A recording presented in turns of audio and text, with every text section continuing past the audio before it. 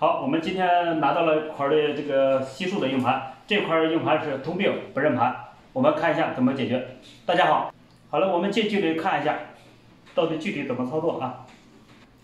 这个不认盘，我们很简单，就手里拿一个镊子，然后在通电的状态下瞬间通电啊，然后短接这个 TV9、TV10。一般是这个啊，如果没有 TV9、TV10，那就是 P9、P10，啊，所以说它就可以认盘了，这个硬盘就可以赶快把数据抢救出来。像这种这个不认盘，基本上能解决了。好嘞，感谢大家观看，再见，拜拜。